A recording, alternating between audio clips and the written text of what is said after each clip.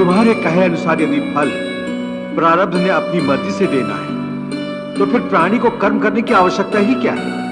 हे पार्थ, कर्म करने का आवश्यकता क्या है, ये जानने से पहले ये जान लो कि प्रारब्ध क्या है और ये कैसे बनती है।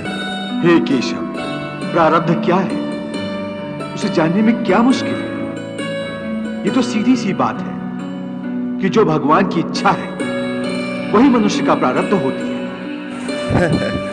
नहीं अर्जुन नहीं, ये धारणा सत्य नहीं है, क्योंकि मैं किसी का प्रारब्ध नहीं बनाता, ना किसी के प्राणी के कर्म या कर्म फल का हिसाब मैं दखल देता हूँ। इसलिए प्राणियों का प्रारब्ध में मेरा कोई भी हाथ नहीं है पार्थ। प्राणियों का कर्म उनका प्रारब्ध बनाता है।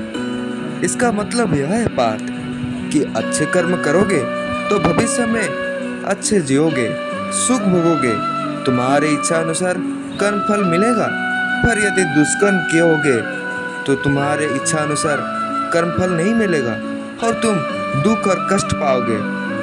मनुष्य हमेशा भगवान को जिम्मेदार मानता है अपने खराब भाग्य के लिए, पर असलियत में वो खुद ही जिम्मेदार है अपने प्रारब्ध के लिए। मनुष्य के द्वारा किए गए हर कर्म, उसका फल एक न एक दिन तो उसको भोगना ही पड़ता है, अथवा वो इस जन्म में हो या वो अगले जन्म में हो। हे पार्थ, ये कर्म का अटल विधान है, जो जैसा कर्म करेगा उसको वैसा ही फल मिलेगा। इसीलिए अकर्मण्य ना होकर धर्म के अनुसार कर्म करना ही उचित है। और मन में विश्वास रखो कि जिस नियत के साथ तुम कर्म करोगे उसी नियत से तुमको फल भी मिलेगा।